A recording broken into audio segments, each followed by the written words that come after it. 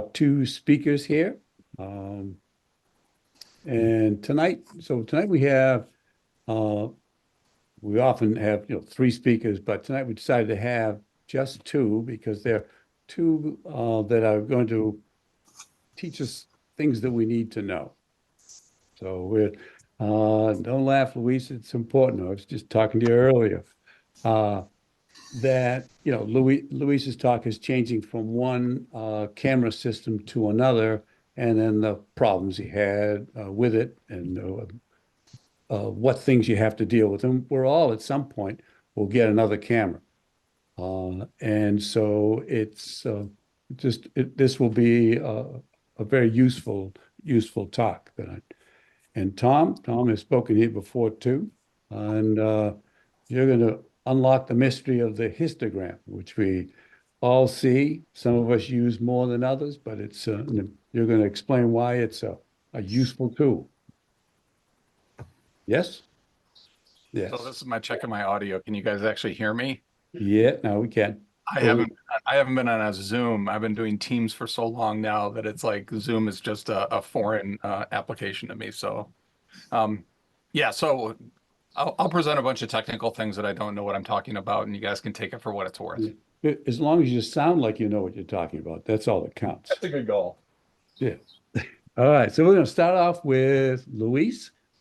Luis, I'll give you the floor. All right. Okay, let me share my screen.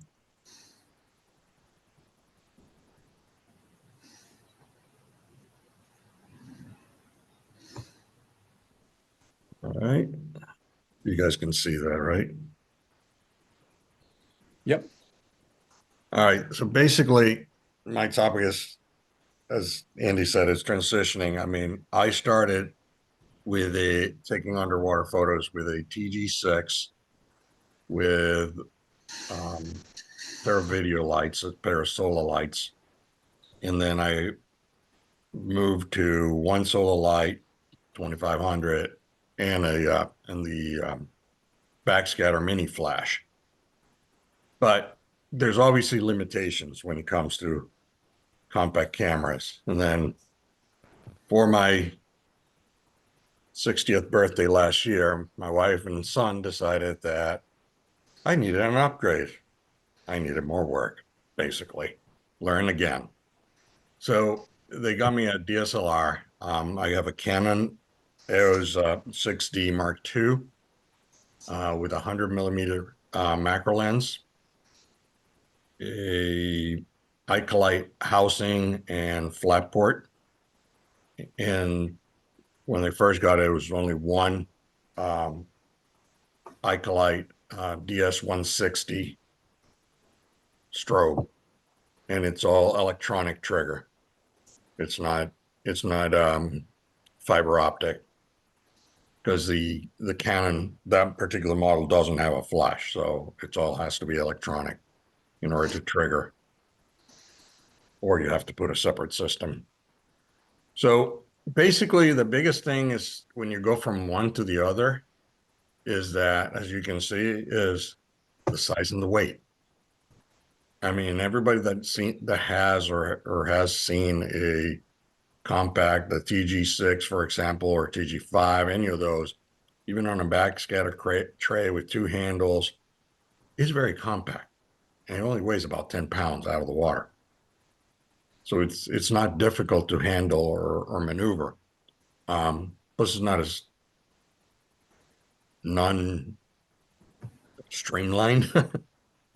But then you get into the DSLR, and by the time you're done with the camera, the housing, the lens port, you're at about 20 pounds out of the water. At least mine right now is about just about 20 pounds out of the water. So it takes a little more to be hauling that thing around until you get underwater, of course. And then we all know, you trim it and stuff, and it's just about doesn't weigh a thing under there. The other thing that I had to relearn was the whole thing about f-stops. In compact systems, you're basically gonna get this thing out of my way. Sorry. In compact systems, Well, the f-stop is really electronic. It's an electronic f-stop. Those small lenses only have like a 4 something f-stop, and then the rest of it gets done electronically by the camera with the software, and it basically simulates the apertures as you zoom in on things. It'll change it. And if anybody's familiar again with a TG, and that's all I have to really compare with, that's what you see. So then the f-stops, as I put there, the example on the TG is that the camera manufacturer basically lists that it's really a 2.0 f-stop to a 4.9, and that's it. The rest, anything beyond that, when you're doing macro and stuff and you're zooming in to get that depth perspective and everything, it's all simulated. While in the DSLR, as most people know if they've ever shot one, the f-stops depend on it's based on the lens and the aperture, and you manually set it. So you have a lot more control of it, where you don't have that control again on the compact. And it's not depending on the zoom or your distance to the subject. You set the f-stop, that's what you're shooting. That's going to dictate your depth perspective and how good your focus is going to be.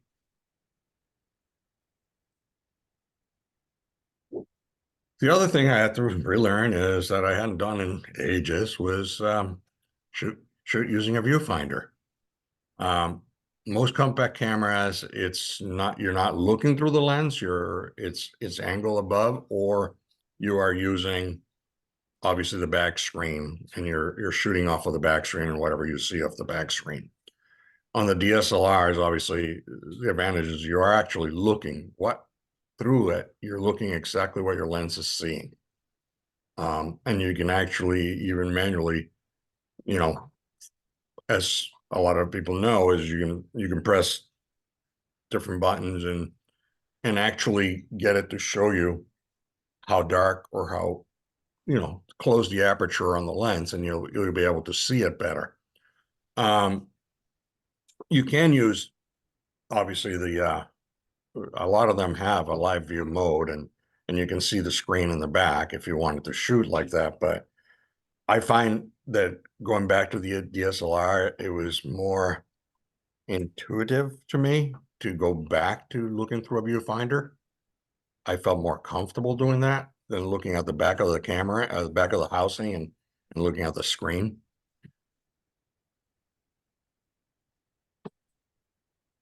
Another thing that you get into, the biggest differences between them is the sensors. Compact systems have a very small sensor, which means less detail. So even though they got 20 megapixels, one autofocus point and all that, the amount of detail that the sensor can collect, because of the amount of points that it has within the sensor, is a lot less than a DSLR. I mean, DSLRs, you got the larger sensor, you got the full frame or the crop sensors. So obviously full frame is like a 35 millimeter. So you get full advantage again of every single detail, the whole frame, and everything gets absorbed by it. The larger sensors always perform better in low conditions. They actually will focus a little bit faster and a little bit better than a compact camera.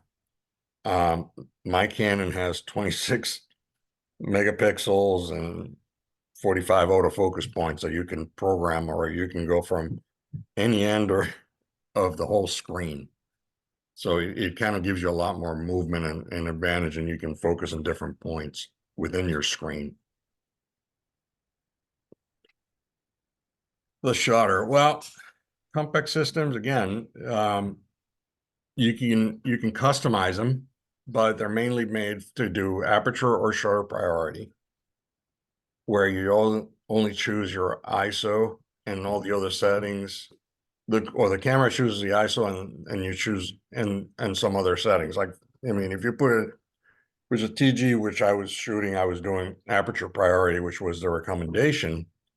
The camera chose the speed, camera, the shutter speed shows the ISO. So I could not control any of that to where, so you're kind of hang tight, you're tied. Your hands are tied on that one. On the DSLR, you can set up everything in manual. I mean, yes, they have automatic assist things, but underwater, aperture priority and stuff on a DSLR would not work that well. So you set it all up to manual. So you set your ISO, you set your aperture, you set your speed, and you can vary it. I mean, you can customize it. They always have just like the TG, and I keep using that because that's all I really know in compact. You have two custom settings where you can set up for macro and wide angle. Same thing with the DSLRs. They have custom settings, so you can program, you can go your settings so that you have a starting point. And then when you're underwater, you can change things. Like you can change the ISO, the aperture, the shutter speed, all within the dive, because you can easily access the menu and move or change depending on the shooting conditions. Or if you look at obviously the preview that obviously comes out on the live screen, you can always adjust from there a little bit. Focus. Most people know, I mean, the focus point on a TG, the minimum distance is about 3.5 inches on the normal shooting. And on super macro, you can go about 1/2 inch away from the subject.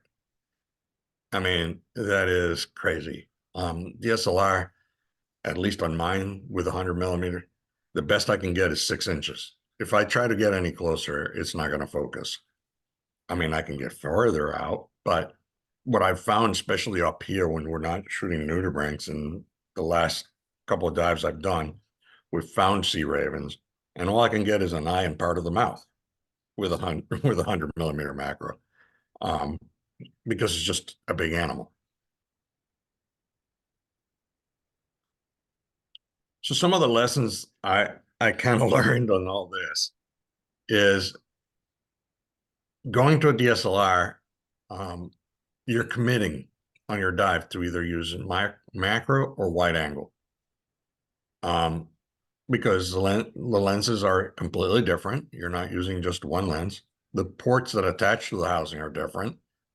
So even though you can do some macro, which we did in the Philippines a couple of times, with a wide angle, you have to get so close to the subject that it just doesn't feel right when you're used to all of a sudden being shooting with a macro and with your minimum distance being 6 inch, and now I have to put this dome on a wide angle within about 1 inch of the animal to try to even see them.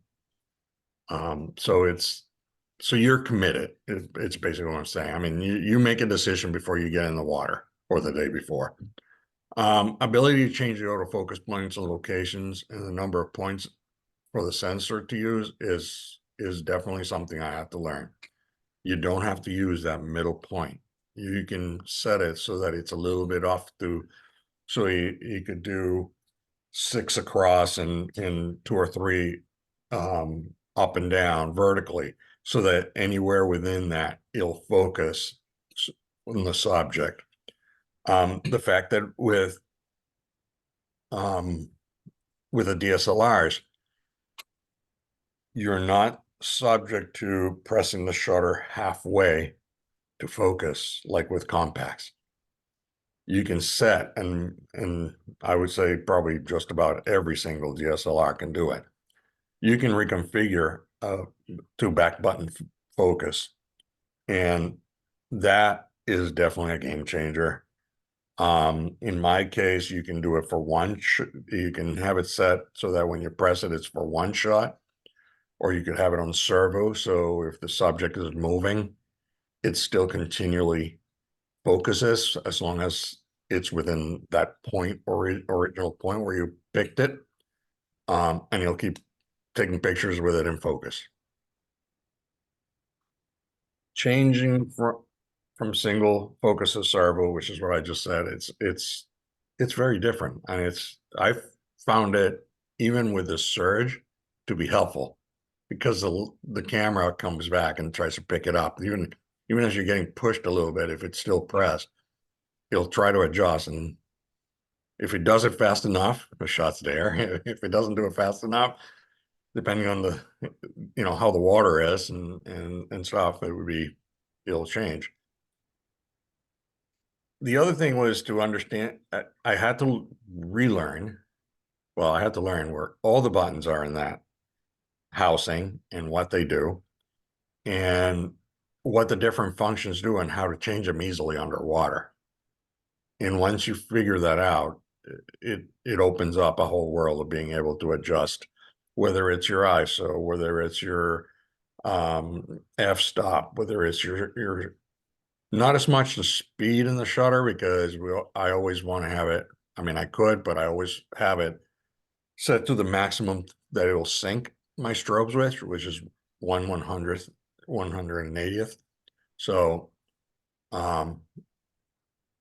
but those are some of the things that I had to learn. Some of the troubles I went through, as Andy alluded to, had to do with basically the manufacturer had for the TTL converter for the strobes, they have a program in their TTL converter. And for some reason, I don't know why, they had some watchdog, well, they said watchdog circuit in it that my camera did not like. Even though they had tested and all their equipment was supposedly worked for Canon and my model Canon, it just did not like it. I could go out and shoot when I first got it 50 shots, and I'd probably get the flash to fire, the strobe to fire, maybe not even half of the time. It was more like a third of the time. So it was very, very frustrating, as Andy knows, and because I kept talking to him and I kept changing and upping the ISO and doing all kinds of things, trying to get it to work. And it wasn't until the camera went to Canon a couple times, then I sent the whole thing. I grabbed the whole housing, strobe, camera, body, and sent them all to Icolite and said, "You figure it out." Because when you looked at the meta file, the camera was said that that the strobe was firing. So there was a communication issue somewhere along the line. And they took it and they finally figured it out. They figured it out last September, and we were going to be going to Bonaire at the end of the month, so the end of October with Undersea. So I had mentioned that to them, so they made sure that they got it back to me. And in the meantime, I had bought, thinking it was an electronics thing, I had bought another sync cord. I had bought another TTL converter. And it wasn't it. But what I did is I sent the TTL converter, the second TTL converter, to them right away once they figured it out. And at no charge, obviously, they fixed it for me so that now I have no issues. I mean, I go out there, and when we were in the Philippines, I shot close to 2,000 pictures in 2 weeks, and strobe fired every single time. So So it was a problem with the camera hardware? Ellen, it was a program. It's the TTL converter from Icolite can be programmed to different Canon cameras, and they have them for Nikons and everything else to do electronic. And for some reason, they had something in the programming, like a watchdog circuit, some probably if-then kind of circuit, that for some reason it was preventing the signal from my camera to reach the strobe. Huh. So they figured it out and they fixed it. And so mine has been perfect since then. And one other thing I wanted to show, let's see if I can do this. Because I shared this instead of the wrong thing. Hold on, let me stop sharing for a second. What I wanted to show is a small comparison that I did here very quickly the other day. Share that so that I can do this easier. Come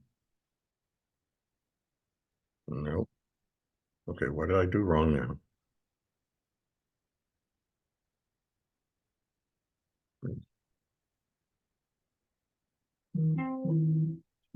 It's not letting me. Sorry, technical difficulties. There we go. All right, so here's a couple of things. Let me get it out of Lightroom. I took the TG and I basically set up a tape measure just to try to show a comparison of what I meant. How, I mean, not fair in the fact that it's twice as many megapixels, but I set them up at the same distance, both of them. They were at about 6 inches away, which is the closest I could get, and decided to set both of them to whatever. What I did is whatever the TG could do at that distance, how close I could come to it, like I just did here. Whatever the settings for that the camera decided to use for an f-stop, I used on the DSLR, and this is basically one of the photos that I did. And when you put it to 1:1, yeah, you can see a lot of detail and stuff still at 6 inches. But when you take that same shot with a DSLR and you go to 1:1, you can see a lot more of the stuff. The other one I did was I took a couple of little flowers from outside before they were really opened. And again, this is on a 1:1, and that's the best I could do with it. While when you go to the DSLR and you put it on 1:1, that's what you get. There is so much more detail and so much, and you can get a lot closer because the sensor being so much larger and being able to absorb a lot more information and a lot more detail. So, all right. So, any questions? It was a lot of fun to learn how to do this, and I'm still learning. I'll be honest with you guys. I still go underwater and still have to get myself to look in the back and change settings. But we're all learning. It's definitely, you're trying new things and you're learning all the time, which is what makes it interesting and exciting. So, yeah. Well, thank you. Luis Anyone got, has any questions for Luis? oh,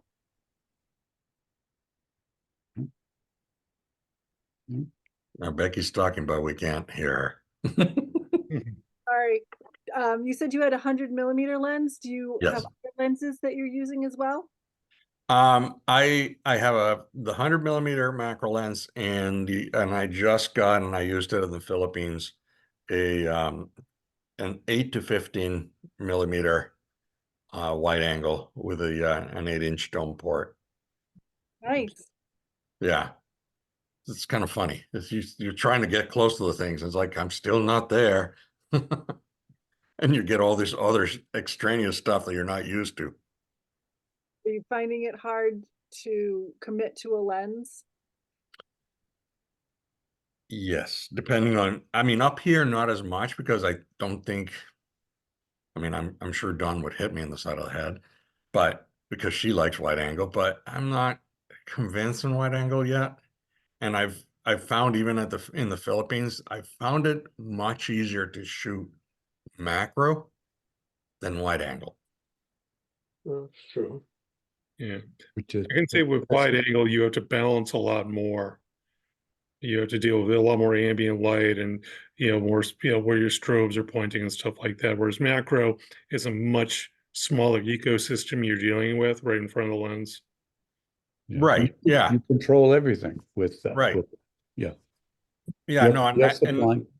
like you said, Finn, I mean, definitely, I mean, with a wide angle, especially the first time I was using it out in the Philippines, it was like I could see the light reflecting off the strobes, reflecting right on the dome every single time. So learning how to, like I said, position and pointing them out further, even further out than you thought, further back than you even thought. It's kind of different to learn. I found that whichever lens I have mounted is the one that I didn't want. To answer your question, Becky, because that's the minute you go from to the DSLR and interchangeable lenses, even the mirrorless, it's always the one that you don't want. And you're like, oh my God, this is a perfect wide angle. And you're right, you got your macro. It was spoiled. On land, you have a camera bag and you reach in, you can change the lens if you are changing lenses. And that's a treat, but can't do that underwater. So that's the big decision. Yes. I found Again, one cheat for that is I'll sometimes mount a GoPro and I will have it in camera mode as opposed to video mode, so that if I'm doing macro, I can always do a GoPro wide angle shot if I need to. And with that is the software today, you can actually take a pretty lousy GoPro image and turn it into a pretty good one. So that was mine. But Louis, I feel your pain. it's all learning. It's a learning curve, and it's a steep curve every so often. And you're, like I said, underwater, you're limited. You're limited in time and stuff. So it's not like you can just sit there and things not moving. It's like, okay, stay there. Don't move. It's comparison to learning how above. When you go to, and you're in a dive resort or a liveaboard, and you talk to the staff and they say, okay, this next dive, it'll be a wide angle dive, and this is supposed to be great. Then you arrive there, either someone has the mooring, the currents are strong, they have to switch, and now you're in an exclusively macro zone and you have a wide angle lens, or vice versa. Yeah, that's the part that drives you crazy. Yeah. That's where the TG shines, because you can shoot, you have everything right there. And so it doesn't make any difference. You Right. can do okay in either one. Yeah, no, but like I said, I mean, that happened to me in the Philippines in Anilao, where our dive master said, oh, tomorrow's going to be all big wide angle stuff. And then he kept finding about half-inch nudibranchs. I'm going, really? What am I supposed to do with this now? Well, thanks, Luis. That was great. No problem. Perfect. Before we begin with Tom, in July, we are Nudibranch night. So people will send, I think if you send, we'll give you dimensions and all that, or how big to send them. You can send them to my email, which I put on the chat. And it all depends on how many people are submitting, not submitting, are sending. And so I would say send 15 ones you like. But if there's 1 million people, then we're going to take the top 10. And I'm not going to select, it's your first 10. So if you have a way you can have the ones that you send, the first 10s are the ones you definitely want. And then the other 5, if we have more time, or in other words, not as many people are sending nudibranch images, then we'll go with 15 from everyone. Does that sound okay? So Andy, will you be presenting them then, or were we supposed to still put them into a PowerPoint? No, I will. I think it would be easier with so many people. I hope there'll be many people, but with that, it's better to just have one presentation, and I will have, there'll be a break in between, and where I'll say, these are Brian's, these are Jeff's, these are Debbie's, and so forth. And that will be the easy way. That way it's just instead of, and it'll just reduce some of the glitches. And then, So you want just the photos, not a PowerPoint? correct, just the photo. I'll send something out, but yes, just the photos. And 3 months later, Andy will have his book, Nudibranchs of the World, out. Oh, yeah, there'll be, I may make a book with those, and yeah, I'll sell them. You'll see them online. And an app. So it does sound like our top 10, we should number so you know which ones they are. Well, when they come to me, they will come in whatever order they arrive to me, the first 10. So you can, rename them so that they show up in that order. And then I'll make sure that that's the way they are. Okay. All right. So, and that is again, July. So anyway, I'll be sending something out in terms of size and so forth. But that will be it. So now we go to the dark world of histograms. So, Tom, if I can turn it over to you, you can tell us why we should know what to do with histograms. Well, I think I should give everybody the opportunity to run away right now. So that's kind of Oh, I'm run excited. away. And Andy, on your Ranka book, did you realize? I think the last time I looked on Amazon, it was like there was the hard copy used was like $1,000. I think I sent you a snapshot of that. So it's like, Okay. those things are gold according to the used bookstore. Yeah, well, you know how Amazon is. Yeah. So, well, first off, I want to say, thanks for the invite for this. And my apologies because this is the first meeting I've been This able to. Nudibranch book. See, either What's he's that, got- Ellen? Sorry, I thought I was muted. We were talking about something else. Oh, okay. I just wanted to say thanks for inviting me to do this, and my apologies that this is actually the first meeting that I've been to because I changed jobs recently and it has just been flat out since then. So, and my brain is kind of like being held together right now with baling wire and super glue. So as I go through this presentation, if you guys have questions or whatever, please just hop in, especially if it seems like, why did he just go sideways on that?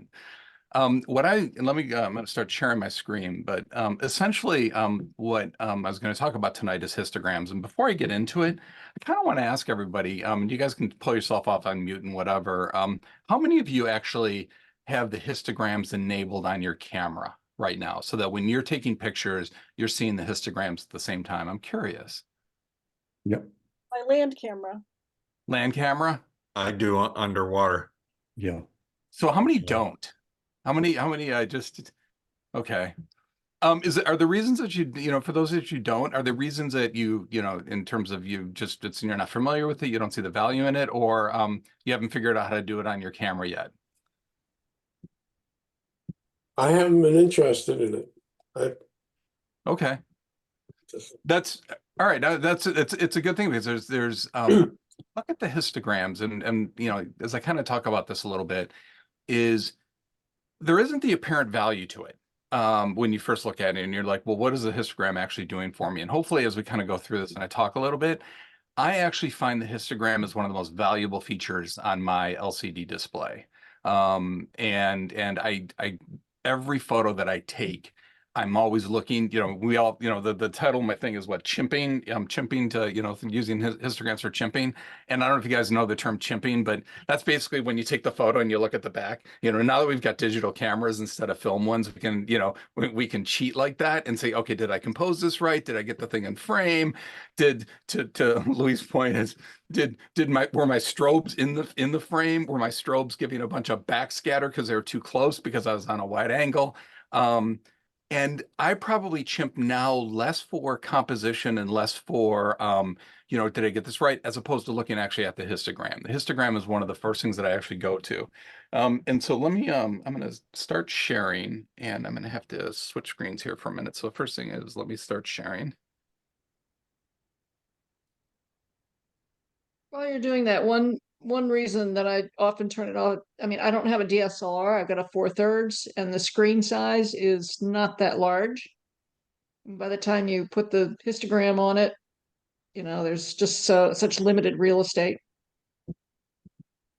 Yeah, and that is especially depending on how your camera actually sets it up, because some cameras do it in such a way that it occupies the entire thing. Some overlay. You can actually have the histogram overlay the LCD, which helps a little bit for what you're talking about. And and every camera is a little bit different. So I would, if you don't use the histograms, the next time you're actually just I would look at your actual your camera manual and enable it. Every camera is a little bit different, and I think, and that's kind of what I'm gonna actually go into is the first thing is every camera, whether it's mirrorless or the else, it's a DSLR or even your TG, is and it varies from Nikon to Canon to the Sonys to Olympus. They all have a different way to do it. Some you can do it just by like hitting the info button a couple of times and it cycles through and you'll get the histogram.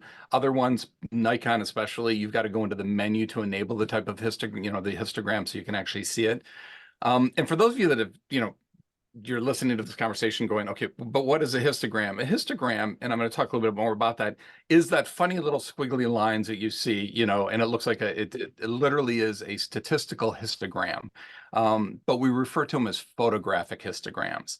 And the reason we refer to them as photographic histograms is because they are a distribution of values, but it's specific to the camera and kind of our perception of luminance and color, in the camera itself.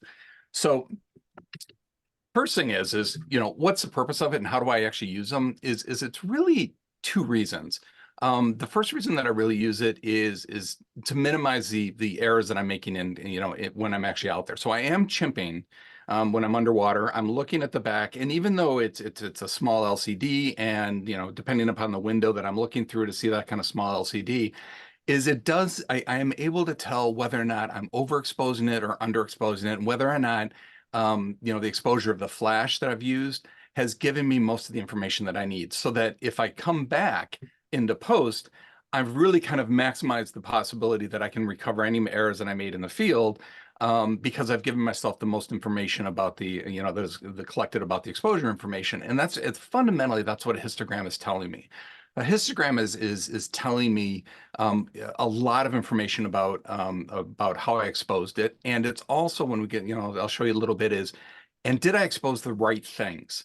And underwater photography is a little bit different than landscape and topside that you see. Is that we tend to use histograms underwater a little bit differently, and we're more concerned about looking at specific parts of the histogram to see whether or not we've done proper exposure, rather than in like landscape photography, which I do a lot of, or wildlife, where people talk about, oh, this is what a histogram should look like in the perfect exposed histogram, and this is what the curve of the perfect exposure is. It doesn't really apply to us underwater as much. So by learning how to use them, you can actually maximize the image capture, or the kind of the impact of your image when you actually start working with them in post.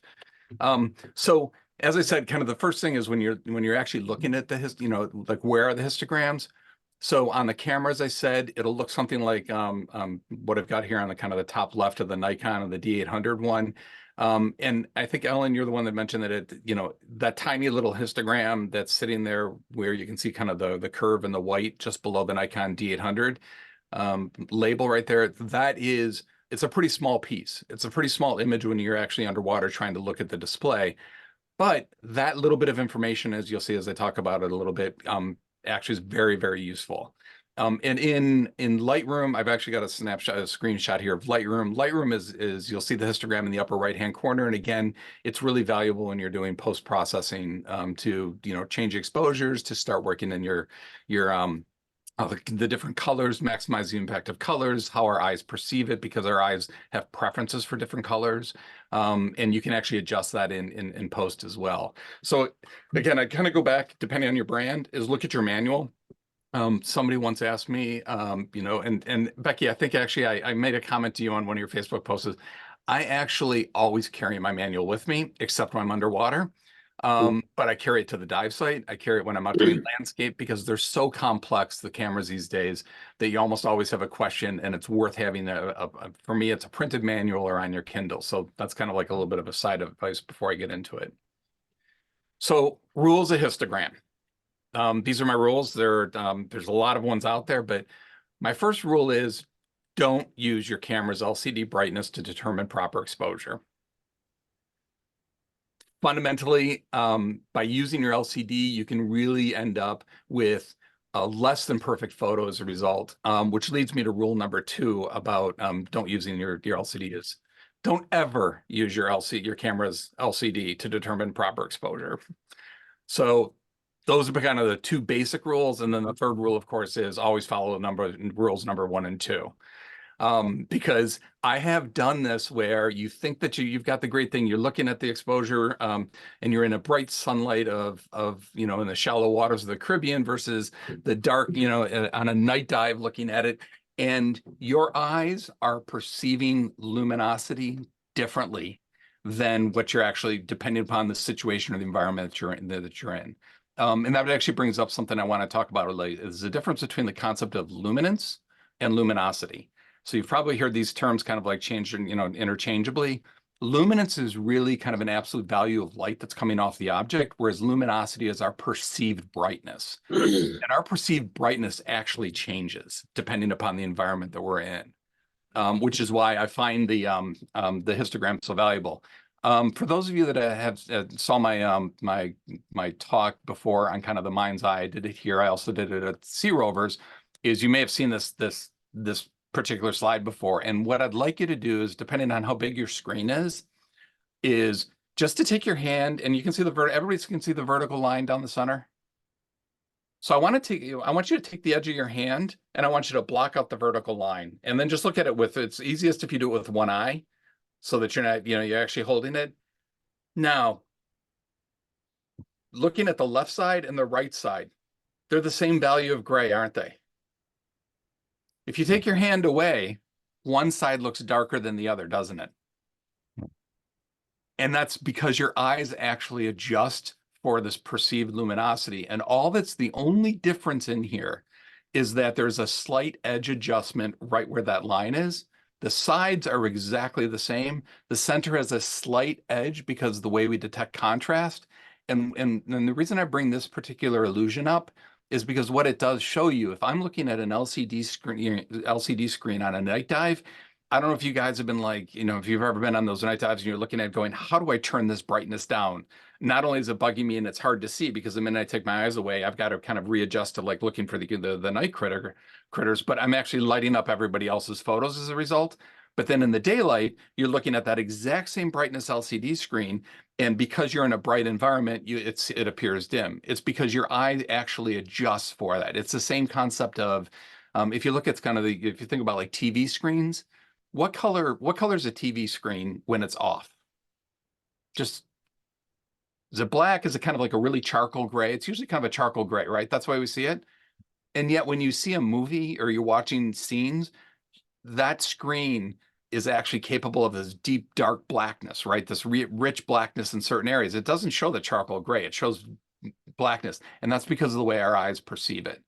And that's a really important concept, because that to me alone makes the histogram kind of one of the most valuable things, because I can't trust my eyes underwater, especially as they start to get, increasingly dark and green or increasingly blue, because our eyes are actually less sensitive to those light spectrums than they are to red. I can't trust my LCD, which is why I find the histogram so invaluable. So if nothing else that you get out of this is the concept of the histograms will help you determine exposure much, much better than your LCD ever will. You really can't trust your LCD screen. And what that's kind of summarized is, you think about when we've all started out taking photos, is you go out into like a snowstorm and you take a picture that's primarily all white snow, and you've got the one person there and you want to take a picture of them, and the average light meter on our screen basically turns all that white snow into a dirty gray, because it thinks that it's exposing for a middle gray, but in actuality, the scene is brightly lit. So it actually adjusts it downward. And the same thing is if you're doing a really dark scene and one piece of it is properly exposed, or as you see it, it turns out overexposing it because it's trying to bring all those blacks out. So our cameras don't know whether it's a dark object that's actually lit well, or it's a light object that's darkly lit. And that fundamentally goes back to why the histograms are really important, because again, our eyes adjust to that. And this is going to bring me into, I'm going to go sideways for a minute here, because now I'm going to start to actually talk about the histograms themselves. And ironically, you can use the analogy of the zone system of Ansel Adams' zone system to understand kind of how the histograms actually work. So just out of curiosity, just a kind of a quick yay or nay. Ansel Adams zone system, have people just heard of it? Anybody, kind of intimately familiar with it? Who would sit there and say, I know the zone system because I studied photography? Anyone? I actually expected to be a couple. So histograms didn't exist in the era of film photography. But we kind of had the equivalent in the zone system of Ansel Adams. And what he basically did, and he was a master in the darkroom, but he came up with this 0 to kind of this 11 zone system with to basically decide what is a proper exposed film. What is the proper exposure of the subject you're trying to actually expose for? So for instance, if he's got a picture of kind of a landscape with, let's say it was a wildlife in there, he wants the bird to be the properly exposed. In the zone system, that would say that I want that bird to be about a zone 5. And that's right smack in the middle, saying that's properly exposed. And so if that bird is well lit against a dark background, the camera's going to kind of compensate, and it will overexpose it because it thinks it's against a dark background versus not. So again, it kind of goes back to saying, you want to sit there and achieve that middle gray that people have, you might have heard people talk about, is that our sensors on our cameras are designed to detect and basically average the light for a middle gray. And the middle gray is actually an 18% gray card. If you've ever heard this kind of concept, you hold up the gray card and you use it for kind of like to average light. And the reason it's only 18% is that our eyes actually, our perception of brightness changes, and it becomes increasingly more sensitive the brighter the objects become and what we're looking at. So 18% to us on a gray card is actually something that is achieved as kind of that middle gray kind of exposure. And so if you think about kind of these zones or these values of shades of brightness or luminance throughout an image, 0 being pure black and the 10 being kind of the pure white, is you're actually looking at it saying, okay, the proper exposure is in the middle. So what does that look like as the distribution of these shades throughout the image? And you can actually take it and put it onto a bar chart. So if you say I've got 16%, let's say in this case, 13% of my image is pure black or zone 0, and 16% of my image is zone 6. And think about that in your mind's eye in terms of what that might look like. Is you're basically saying I've got really darks and I've got bright whites and I've got things that are kind of like in between, and there's a certain percentage of all those. You realize that what you're looking at is actually a distribution or a true statistical histogram of where those values are showing up. And likewise, when you translate that to a photographic histogram, this is really the foundation of the photographic histogram, is that it's basically looking at the same thing and saying, forget that, ignore the 0 and 255. It's basically looking at saying, where are the blacks and what's the distribution of every pixel in my camera sensor of the different shades of the values. So when you think of, black versus white, the values that you might have heard when we talk about, red, green, blue, or the RGB spectrum, you often hear that 0 to 255. That 255 should actually be placed all the way out on white. And what it's basically, what the histogram is looking at is it's saying, in terms of these shades, these 256 possible shades, is how many pixels are in that 0? How many pixels fall into the zone, kind of like in this case, instead of 0 to 0 to 11, is how many fit into 1, how many in 2, how many are pure white at 255. And the number of pixels is what determines the height of this histogram.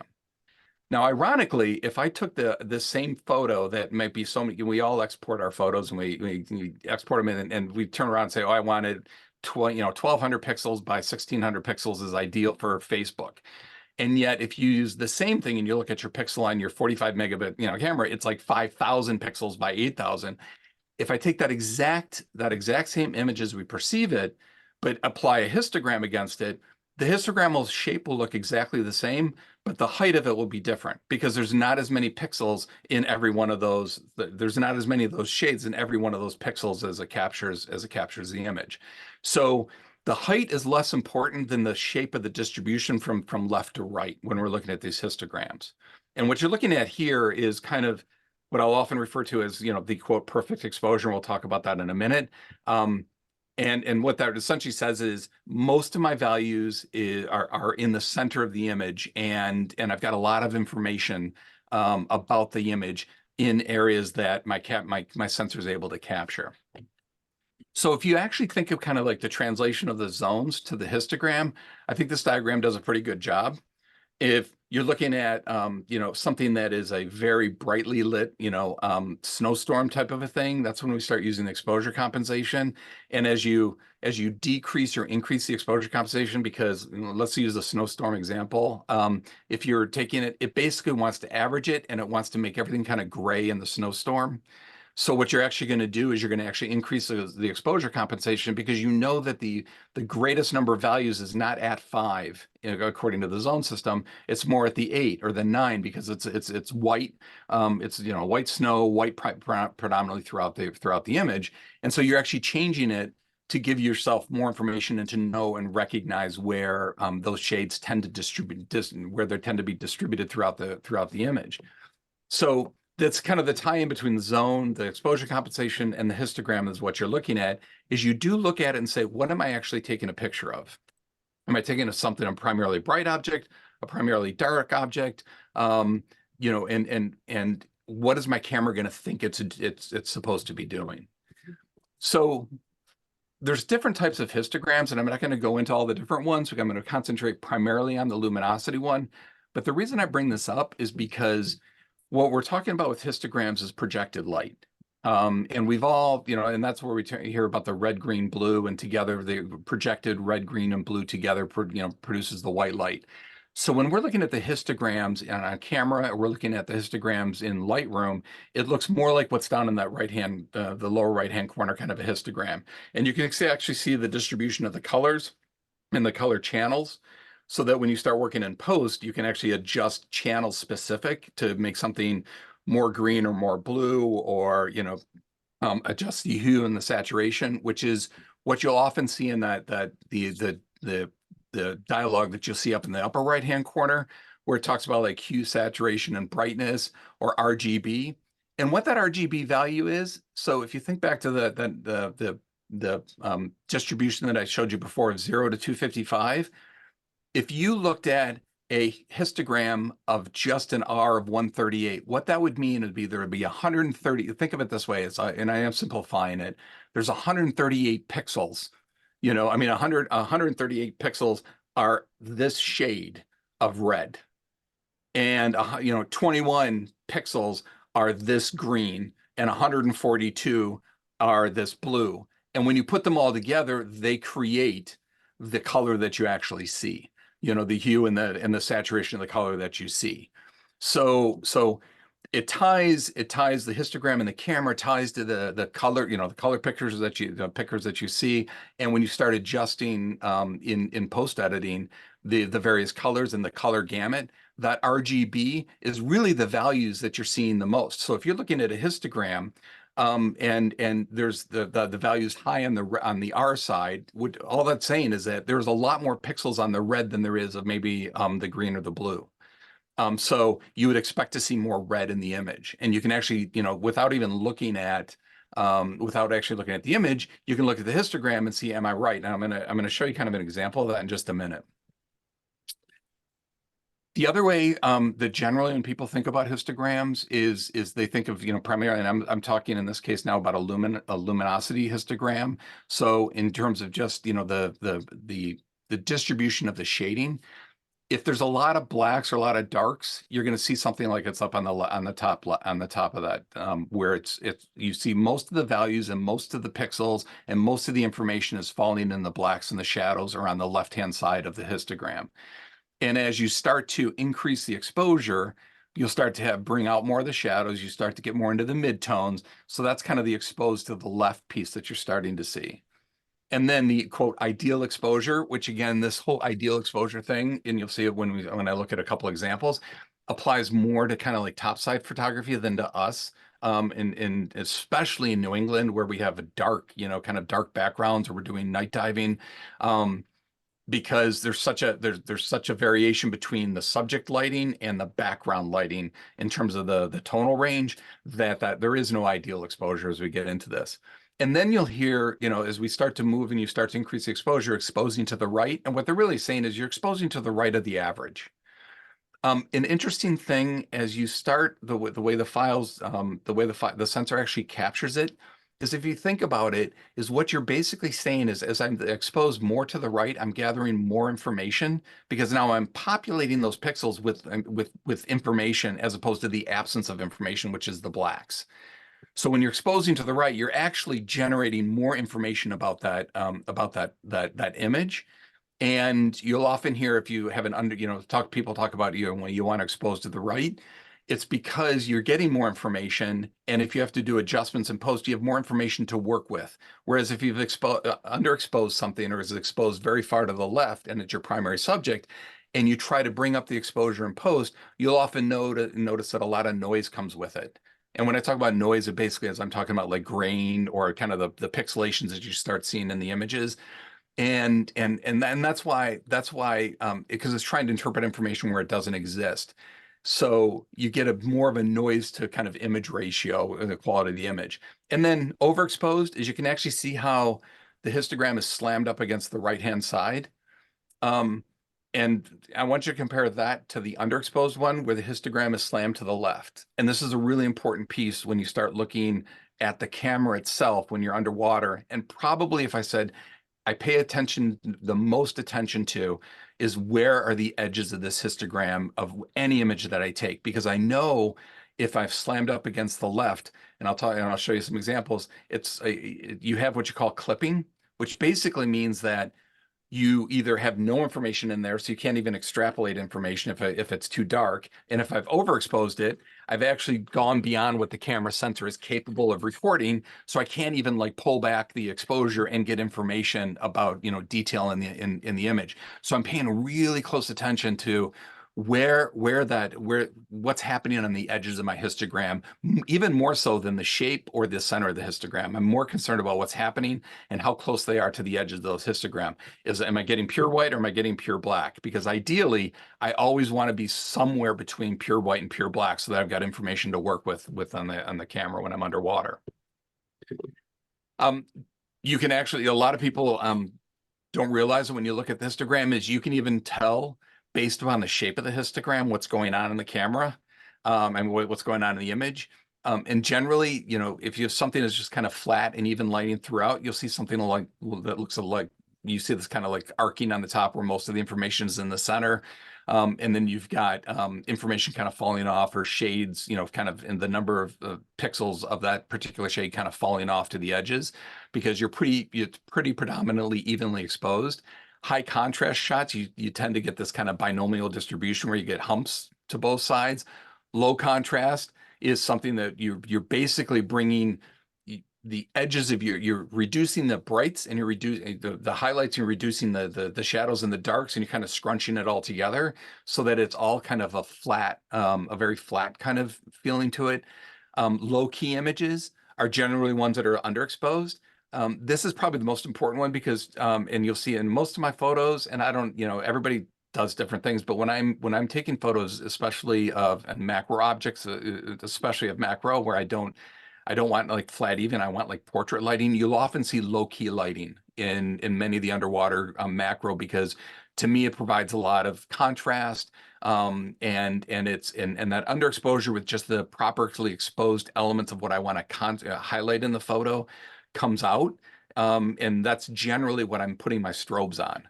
So if I think of kind of a low key, I'm typically doing something where I am taking a portrait shot of a fish or whatever. And so what I'm looking at is I want to make sure that the object, or the image, the part of the image that I want to enhance has value in the midtones to the highlight, but I want to contrast that and bring emphasis to it by having a bunch of values in the pixels that are in the dark, and that's where a low key image comes out. And then high key is just the opposite. And high key, you see it a lot in kind of high fashion, where everything's kind of blown over and it's you know, very, very, very bright. A lot of Instagrammers will use that as well.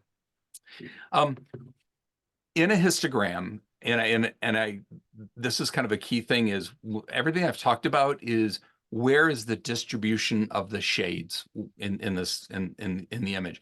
How, you know, in terms of, do I have a lot of really darks? Do I have just a few highlights? Do I have a lot of midtones? Do I have, what I'm talking about there is what's happening in terms of the range of shades within the image.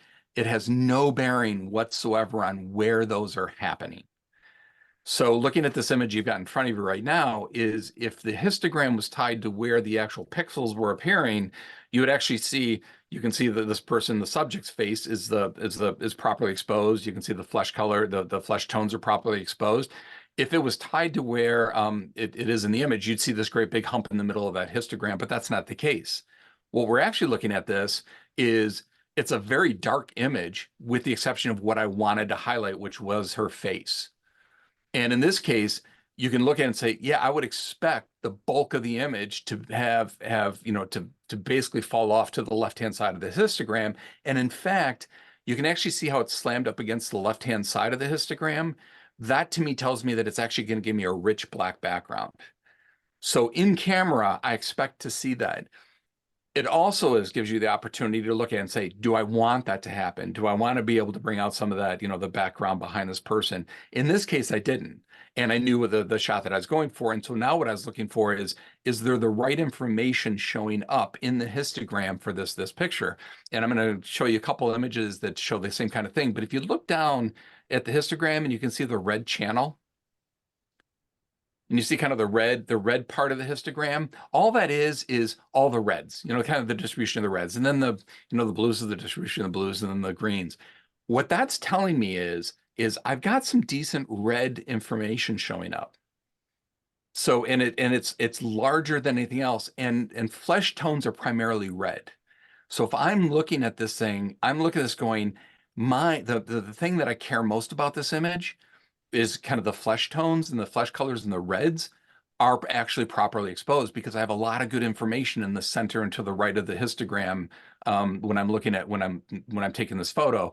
And I know that my strobes are accurately lighting what I actually want. They're properly exposing what I want, and I care most about, because I'm expecting a certain color in the image to have the greatest number of pixels in the value or the shading of the histogram that I want. And you can see that actually happening because the red peaks above the other luminosity curves in this particular image.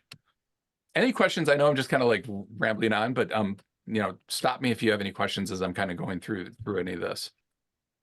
This same thing here is I'm expecting on a portrait shot, and I do again wanted to clip, and this is where I go back to underwater lighting. If whether it's a fish, whether you're doing portrait underwater, we tend to the backgrounds tend to be a distraction. So I often find myself eliminating the background. So I'm often looking at a histogram that has a distribution of what you're looking at here. But again, in this photo now, I have many more flesh tones. I mean, there's a greater number of pixels of that flesh tone. So what I would expect is that the reds to actually be more distributed throughout the image. And you can see that in the histogram itself, is that I've got a pretty decent array of shadows, midtones, and highlights happening in the flesh tone. And you can tell where the red kind of ends. There's no other information going on. So I'm pretty comfortable that I haven't overexposed anything. So, and the most important thing to me is going to be the person in the picture, and knowing there's going to be more of the reds. I'm looking particularly at that to make sure that it's not slammed up against the right-hand side. If it is, I'm going to have trouble in post trying to get the proper exposure, because as I start to drag the exposure slider back down, there won't be any information in the file to do it. As a quick side note, our cameras, when we record, the histogram is being derived off of the JPEG file. And you often hear about why we shoot in RAW versus JPEG if you have the capability.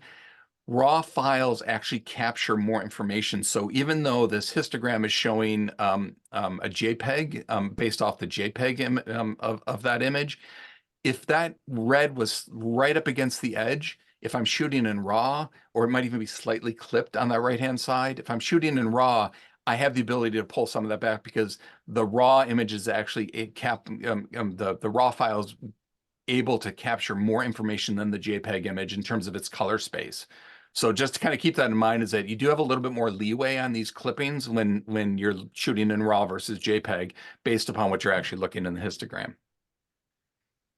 So talking about that, you've heard me use the term clipping in a lot throughout this thing is clipping, blinkies, highlights. You'll often hear about, it's basically what I'm talking about in that case is that I've either have complete absence of information where I'm down there in the zeros of that histogram, or I'm in the 255 of the whites where it's just basically pure white at that point and I have no detail or information. Your camera can help you do that. And determine that. And Lightroom and all these post-processing do as well, and I'll show you that in just a minute. But I often will have you, instead of trying to look at just the bar graph and just the histogram to see whether or not that the edge of the curve is right up against either side of the histogram, your camera can actually use what they call the highlight feature or the blinkies. And again, it's a setting where it will actually flash. Sometimes it does it in color, sometimes it does it in just kind of the bright white, and it'll actually flash areas that are outside of the range of that histogram. So if you are clipping, it shows you the areas that are being clipped. And in this case, you can see the black. That's obviously a very bright part of the sky with these the photo with the birds. So that whole area is basically beyond the edge of the histogram, and I have no information so that even if I reduce the exposure, there will be no detail in there. And in essence, if I want detail in there, I won't be able to recover it. So in addition to putting the histogram on your camera, I often suggest also enabling the blinkies as well. So in the Lightroom, you can actually see up in the right-hand corner I've circled where in the Lightroom histograms where it appears in the programs, those triangles, if you've never used them before, by clicking on them, you can actually enable them. If you click on them, it'll actually it'll highlight then if you actually are clipping. And in this case, with this very high contrast photo, I've got both overexposure and underexposure. So like where his shoulder is underneath the strap of the accordion, you can actually see there's black there that even no matter how much I slide the slider or bring it up, it's going to be, there's no information in there and it'll continue to be black, or I'll just get a bunch of noise.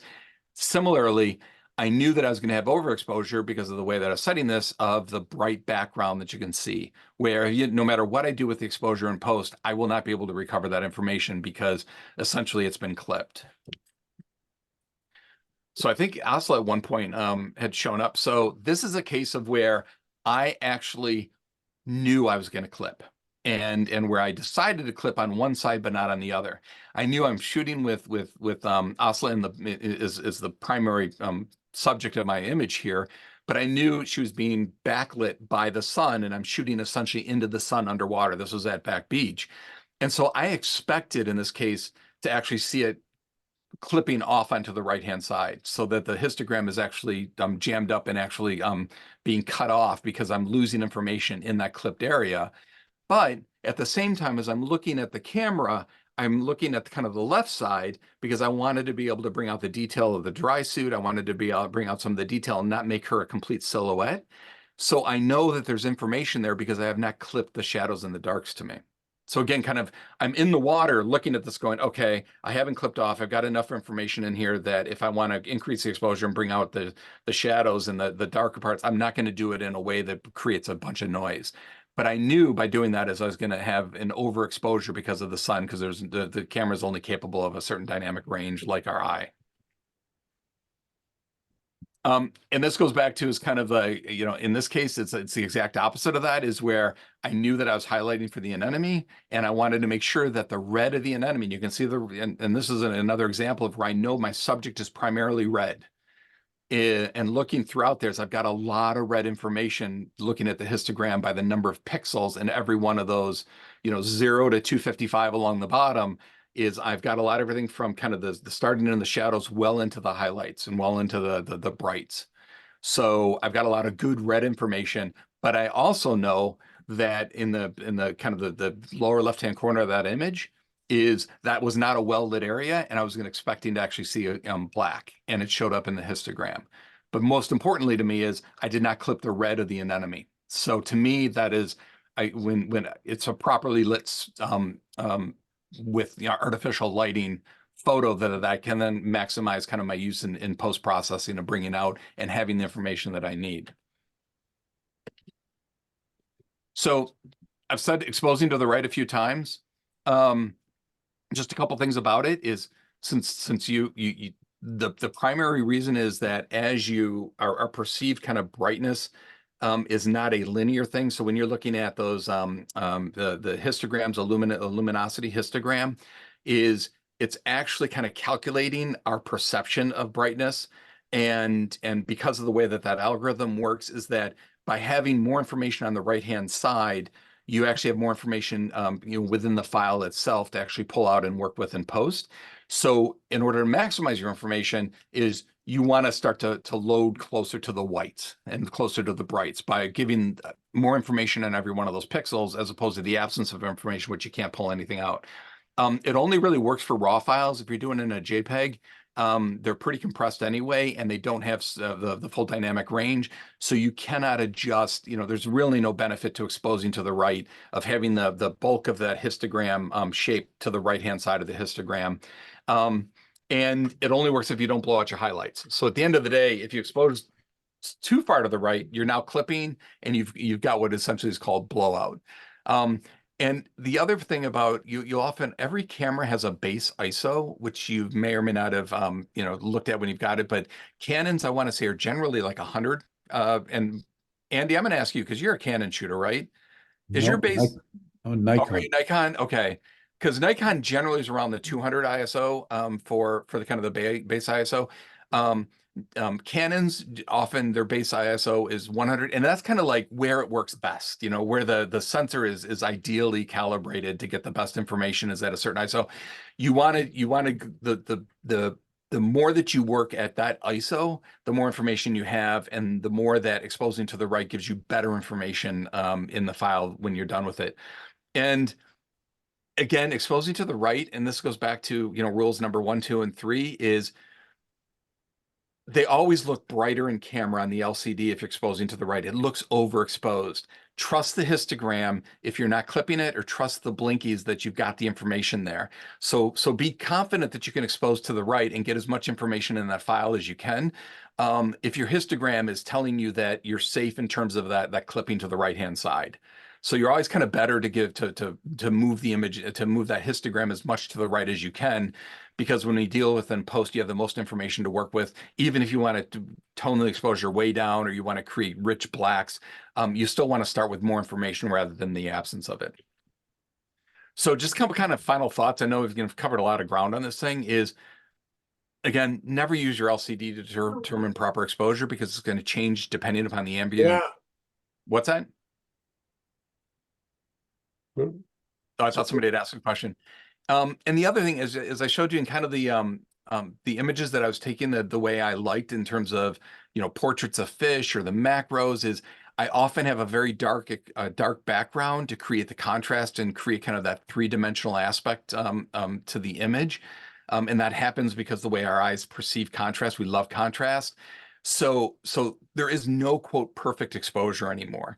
When you're underwater. To me, a more perfect exposure would probably be where you see more of the hump to the left-hand side of the histogram, but the color channel that's closest to what your subject is more in the center, is more that average looking bell diagram piece.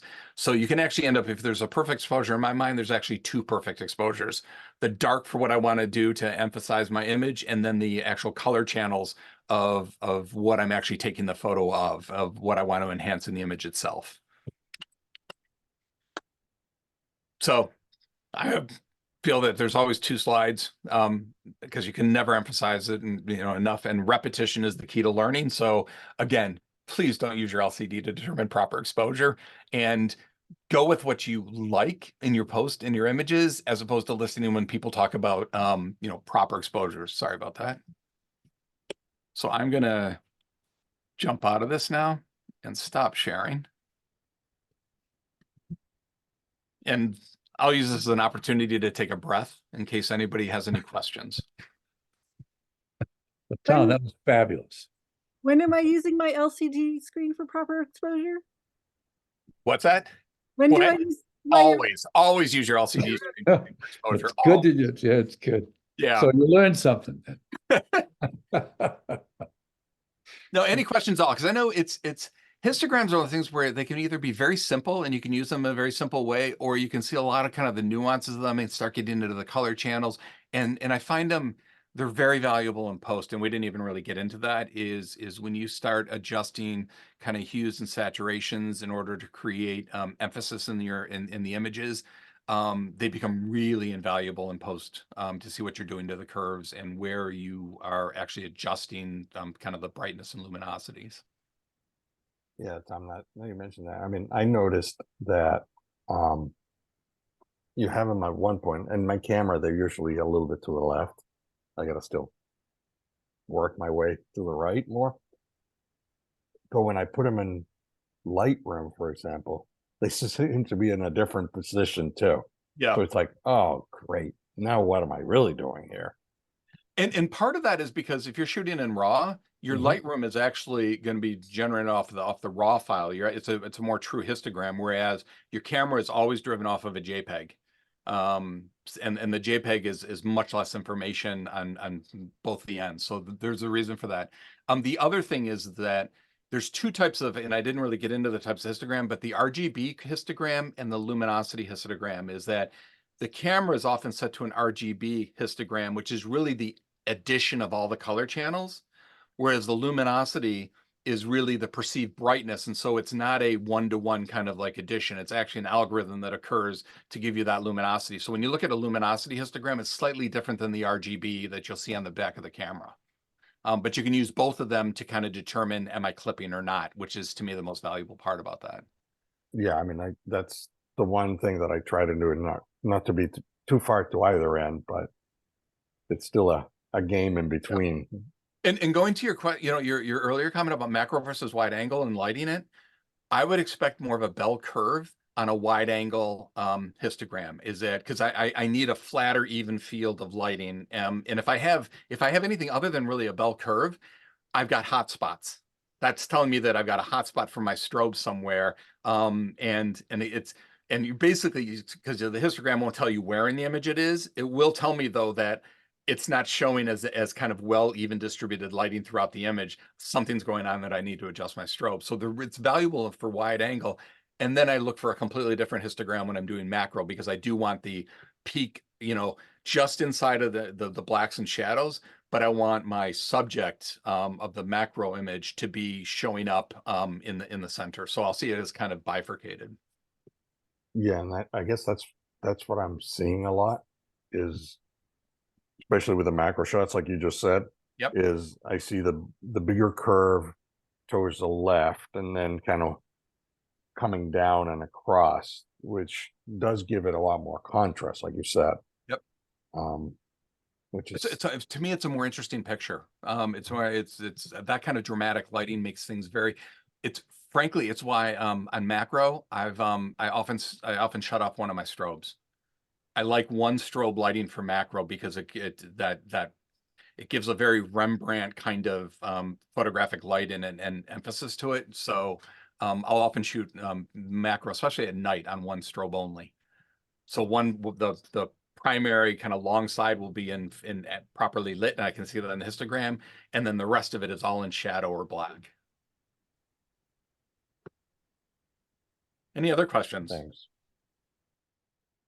On that Sure, yeah. information dump? I'm sure you have some converts here now who Well, I don't know. Did I convert? Did anybody walking away from this going, all right, I'll give this a try, because then I will consider that a success. All right. All right. We got 2 thumbs up here from Becky. Okay. Again, thanks for the opportunity to talk about this. I hate photography. You can tell when I talk about it. Passionate, good. Can you guys hear me?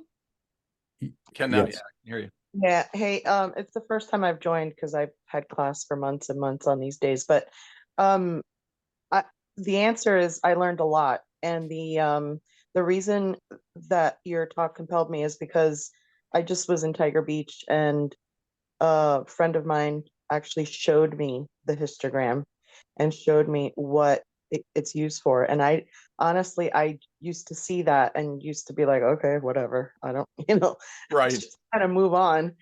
And it was so interesting, but we had limited time, of course.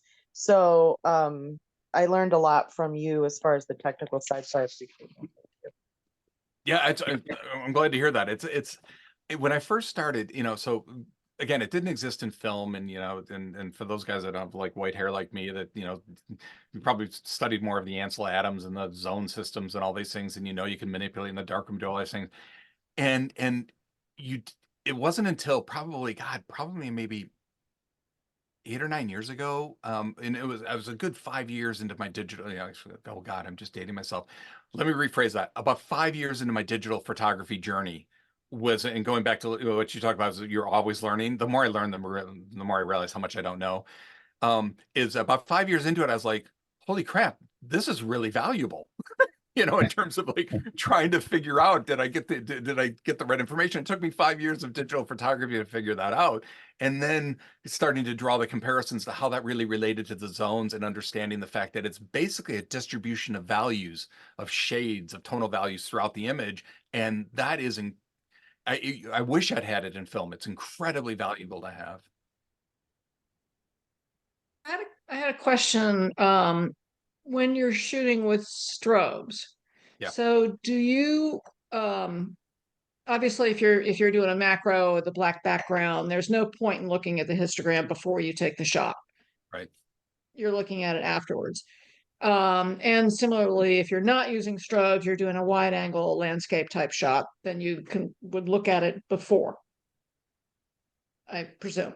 Yeah, so two things is, I will look at so when I'm doing strobe photography, I'll take a step back. I don't at night, or if I'm going for a black background, I don't need that pre-shot. But I always take a shot of the ambient, so that I know what my exposure should be without any lit subject in it. So that Right. so I can look at the distribution of the histogram. So for instance, if you're in, especially in the Caribbean or blue waters, is you want it kind of that deeper blue, but you don't want it black, midnight blue, and you don't want it bright. And when we take the photos underwater, and if we left it completely to our average light meter, it will overexpose it and makes it look like that pale blue. And so when you look at a lot of people that are just starting on this journey, is you'll see a lot of overexposed blue in Caribbean waters, right? So I'll take one shot, and then I'll look at the histogram, especially at the blue channel in blue, or I'll look at the green, the kind of where the green's coming out, if it's New England, to make sure that it is to the left. So that gives me what my exposure setting is without the strobes. Then what I'll look at is when I take the actual photo, and it's of a subject, of like somebody, a person there, is I now know to look for the next hump, which is going to be the lighting from my subject. So I can actually see the hump that I recognize from the ambient shot, and then I'll see the hump that I recognize now from having a subject that's properly lit. And if there isn't that secondary kind of hump, then I did something wrong. That is probably underexposed because it's being hidden behind that ambient, as opposed to getting that more into the middle or more to the right. So Okay. did that answer your question? Because that's a great question. Yeah, it makes perfect sense. I just wanted to clarify Yeah. when you're looking at the histogram while you're in the water. Yeah. And it is valuable to help me determine what the ambient exposure is without the strobe, and then whether or not, when I turn my strobes on, because I still shoot all manual strobe lighting, whether or not I've adjusted my strobes properly for the subject. Yep. Thank you. Any other questions? These are great questions. Anyone else stunned to silence? Yeah, well, going from when I went from, as you also shot slide film, it went a 1,000 years ago. And with slide film, you're always exposing to the left. I mean, there wasn't any histogram, but you always wanted to make them a little darker to be able to get that contrast. And so on the first trip on my new digital camera, my mind was still doing that. So then I came back and I realized after the whole trip that I should have been exposing to the right, but I learned. So I'm going to give you one takeoff on that, Andy, which I think you'll appreciate, because I was not as much of a blackroom person, even though I studied it, as I was a transparency guy. Slides. I did everything in slides. And I always bracketed, because to your point is, you're in film, you have no back LCD, you've got no histogram. You just basically are like, I'm working off average meter and I'm guessing where the proper exposure is. And as you said, you generally underexpose. And I would bracket. And I was ruthless about getting rid of the, I'd have the light tables with the loops, and I'd be looking through it and I'd be like, okay, this is the proper exposed one. And I would toss the other ones. And now I am kicking myself, because with the digitization, you could actually go back where you overexposed and get the proper, the stuff in the image that is of value, of information. And then the underexposed stuff would be proper. You could actually create your HDR and have a better dynamic range if I kept all those slides. And as a result of that, I know people are ruthless about like saving hard drive space. I don't delete anything when I bracket. And I've even stopped deleting slightly out of focus, because Topaz Sharpen will take things that were, non-sellable kind of items and turn them into sellable images that I would have tossed because it was just a hint off in terms of its focus. I mean, Storage is cheap. storage is cheap as long as it's not industrial. It Yeah. is cheap. Yeah. Yeah. I mean, and I probably shouldn't even admit this, but I have 12 terabyte right now. I'm going to add a fact in that, off of that. I was listening to Alex Mustard back in some podcast, January, February, and he said, he just reached the point where he has more images than he will ever edit in his lifetime. So there you go. That really depressed me.